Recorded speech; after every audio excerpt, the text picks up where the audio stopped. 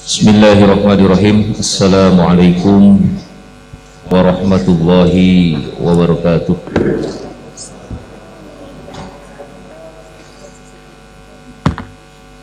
Alhamdulillah, alhamdulillah, 'allama bil qalam, 'allama al insana ma lam ya'lam. Wassalatu wassalamu ala sayyidil anam wa ala alihi wa ashabihi wa sallam. Subhanaka la ilma lana illa ma 'allamtana innaka antal alimul hakim.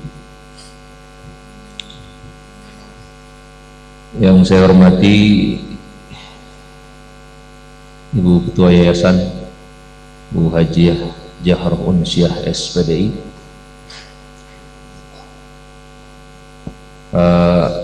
Ketua STHI Harisma, Dr. Haji Ujang Saifullah MSI, Bapak Pembantu Ketua Bidang Akademik Pak Profesor Dr. Haji Sulasman Ebung, Pembantu Ketua Bidang Kemahasiswaan Adinda Ade Supriyatna Ibrahim MAG, seluruh sivitas akademika, Ketua Prodi, para dosen, para tamu undangan yang hadir pada kesempatan ini. Pertama-tama saya menyampaikan ucapan selamat kepada seluruh wisudawan dan wisudawati yang hari ini diwisuda, di mana kampus-kampus lain melaksanakan wisudanya secara virtual, sehingga mereka disebut dengan angkatan LDR. Wisuda pun jarak jauh. Tapi berbahagialah pada hari ini alumni atau mahasiswa STHI Harisma bisa melaksanakan wisuda secara offline, dan ini merupakan kebanggaan tersendiri bagi saudara-saudara yang diwisuda pada hari ini. Demikian juga saya ucapkan selamat kepada seluruh orang tua yang menyaksikan melalui streaming YouTube. Mudah-mudahan ananda, anak-anak, ibu bapak sekalian menjadi penerus-penerus bangsa yang bermanfaat. Ibu Ketua Yayasan dan Ketua STHI yang saya hormati, yang saya banggakan, saya ingin menyampaikan permohonan maaf yang pertama kali karena Pak Koordinator Kopertais Wilayah 2 Jawa Barat hari ini berhalangan hadir membersamai Bapak Ibu sekalian dan seluruh wisudawan wisudawati, karena ada agenda yang sudah jauh-jauh hari diagendakan oleh beliau, sehingga beliau menugaskan kami untuk hadir ke tempat ini, dan harapannya tidak mengurangi makna dan suasana khidmat pelaksanaan wisuda pada hari ini. Sebelum saya lupa, saya akan mendahului pantun karena Pak Ketua tadi pakai pantun.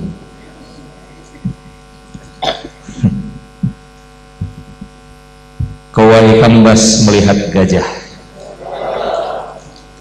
kalau ke padang pasir melihat unta. Selamat diwisuda dan menerima ijazah, bekal Anda bekerja dan melamar kekasih tercinta. Ya, bagi yang sudah, yang belum punya ya, yang sudah punya jangan coba-coba nambah. Kecuali Pak Ketua. Kalau Pak Ketua kata Ibu Ketua Yayasan tadi malam minggunya di Sukabumi katanya. Karena istri keduanya STHI. Baik, hadirin yang berbahagia, di tengah suasana yang serba tidak pasti ini, ya, ada berbagai tantangan yang sama-sama kita hadapi selaku insan akademik. Ya.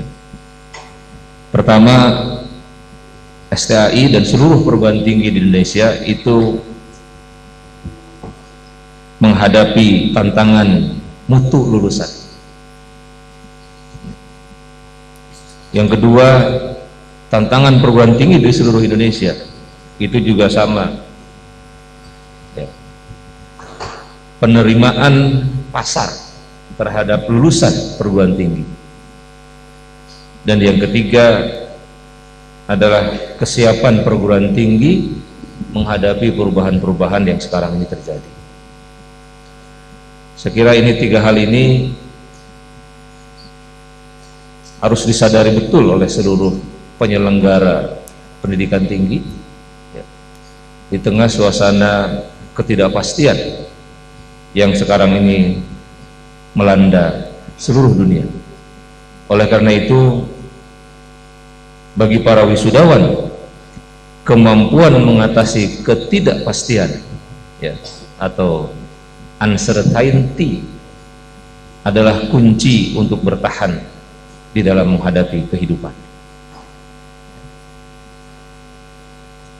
Dewasa ini, Bapak Ibu sekalian, untuk menjawab tiga problem dan persoalan tadi, pemerintah membuka keran melalui Permendikbud nomor 3 2020 tentang standar nasional pendidikan tinggi. Di antara pasal 15 sampai dengan pasal 19 di Permendikbud itu, bahwa perguruan tinggi, ya, dibolehkan untuk melaksanakan pembelajaran, ya, yang disebut dengan Merdeka Belajar dan Kampus Merdeka. Saya ingin menyampaikan hal ini dalam rangka menjawab tiga persoalan tadi. Dengan dua prodi yang sedang berjalan saat ini dan mimpi-mimpi Pak Ketua STAI yang sudah dicanangkan untuk waktu yang tidak akan lama lagi untuk menjadi institut, ya. Tentu saja kesiapan kita sebagai penyelenggara pendidikan tinggi memaknai Merdeka Belajar dan Kampus Merdeka, menurut hemat kami ini relevan menjawab tiga persoalan tadi. Menjawab persoalan lulusan, menjawab persoalan diterimanya dunia kerja atas lulusan perguruan tinggi, dan kesiapan perguruan tinggi menghadapi perubahan-perubahan. Nah, di dalam konsep kampus merdeka, ini kan kampus merdeka. Jadi kampus merdeka ini tiga sebetulnya yang diperkenalkan di perguruan tinggi. Empat yang dikenalkan di perguruan tinggi. Salah satu dari empat butir ini yang ingin saya sampaikan adalah bagaimana para mahasiswa itu dapat belajar di perguruan tinggi yang berbeda, di prodi yang berbeda, dengan 60 SKS. Dan menurut Permendikbud 3 2020 itu, yang dimaknai SKS ini bukan jam belajar, tapi jam kegiatan. Nah, jadi kalau misalnya sekarang ada dua prodi, PAI dan PGMI di sini, dengan kebijakan kampus merdeka, mahasiswa dapat mengambil 20 SKS di luar prodinya di kampus yang sama, dan mahasiswa dapat mengambil 40 SKS di luar prodi di kampus yang beda. Jadi nanti, ya, tahun ini harus sudah mulai. STI Karisma bisa saja mahasiswanya kuliah di UIN Bandung, di PGMI UIN Bandung, di PGMI UIN Jakarta, karena kebijakannya membolehkan. Nah, di antara yang dimaksud dengan jam kegiatan ini oleh Permendikbud itu ada 8 yang dibolehkan oleh mahasiswa, oleh kampus untuk dilakukan. Jadi yang pertama, pertukaran pelajar. Pertukaran pelajar itu tadi silang antara STI Karisma dengan kampus-kampus lain, itu boleh 40 SKS, ya. Itu harus disusun betul, Prof. Sulasman. CPL-nya tidak bergeser, tetap menjadi profil lulusannya guru MI dan PAI, tapi faktor pendukungnya itu harus menunjang terhadap capaian profil lulusan dengan belajar di prodi yang berbeda. Hemat saya sebetulnya untuk para guru itu mesti dibekali keterampilan teknologi informasi. Ya, sebab pembelajaran di era sekarang ini, era disrupsi sekarang ini, sekalipun vaksin nanti sudah ditemukan, nampaknya pembelajaran daring akan berlanjut. Di sekolah juga sama. Ketika lulusan tidak disiapkan untuk terampil menyiapkan bahan ajar secara virtual, maka lulusan-lulusan kita akan ketinggalan. Oleh karena itu, kalau silang nanti ngambil program studi yang lain, saya kira mata kuliah teknologi informasi itu menjadi penting untuk dimiliki. Berarti inti dari kampus Merdeka ini adalah kolaborasi. Pimpinan perguruan tinggi harus membuka ruang dengan kampus-kampus lain, menerima pertukaran pelajar.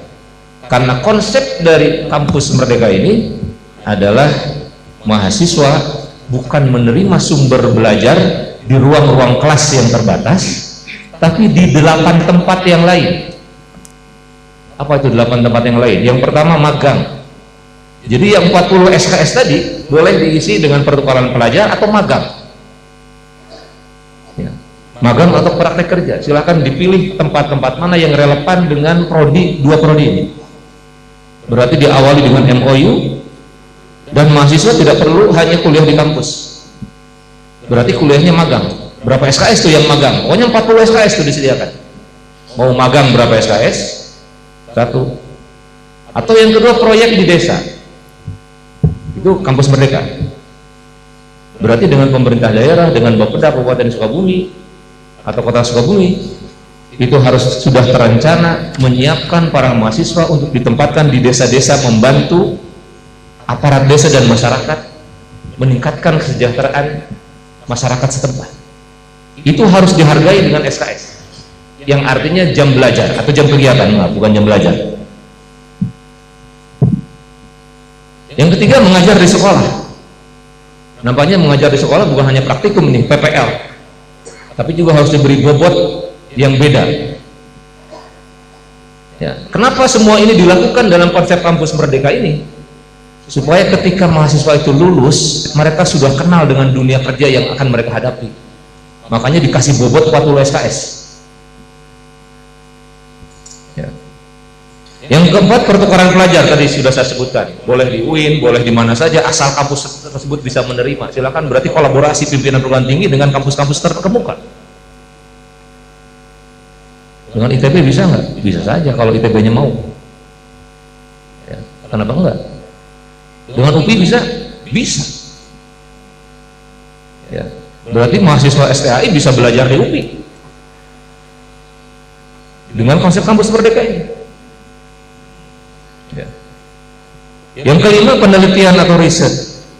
Jadi kalau mahasiswa dapat penelitian, itu harus dihargai SKS-nya, dihitung. Nanti berarti Pak Wakil Ketua Bidang Akademik, pembantu ketua bidang, wakil ketua bidang akademik, itu menghitung berapa jumlah SKS yang mau ditawarkan 40 SKS ke mahasiswa ini.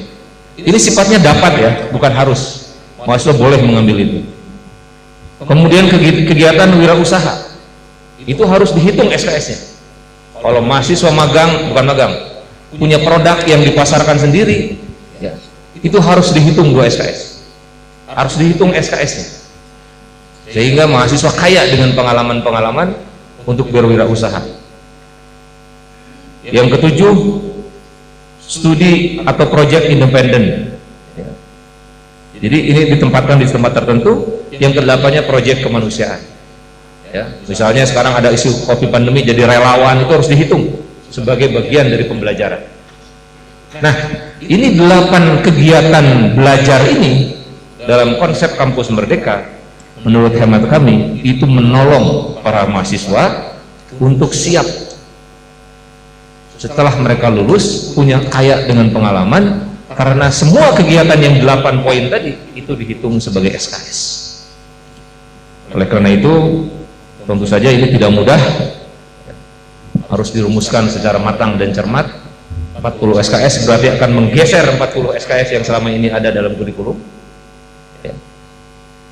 kurikulum-kurikulum yang selama ini 144 SKS minimal yang ada saat ini akan bergeser dengan 8 kegiatan yang tadi saya sebut menurut Permendikbud tentang standar nasional pendidikan tinggi. Bapak Ibu hadirin rahimakumullah, ya, dalam tangan yang sangat nyata dalam era disrupsi orang menyebutnya atau ketidakpastian ini, ya paling tidak kalau dibagi itu hanya 2 saja. Pertama adalah pekerjaan yang potensial winner, yang kedua pekerjaan yang potensial loser. Jadi pekerjaan-pekerjaan yang sifatnya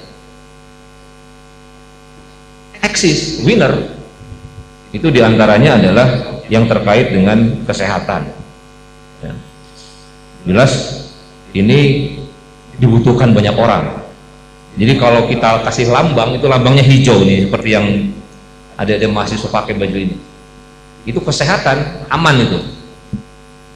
Berarti kalau menemukan ramuan-ramuan yang menopang orang untuk sehat, itu bisnis di bidang itu aman. Orang banyak pakai. Ya, orang banyak pakai.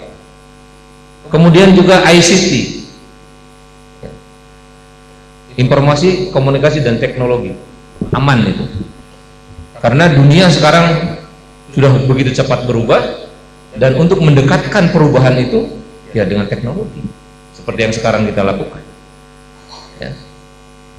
Kemudian itu masih potensial winner ya. E-commerce, electronic commerce. Jadi bagaimana melaksanakan satu produk.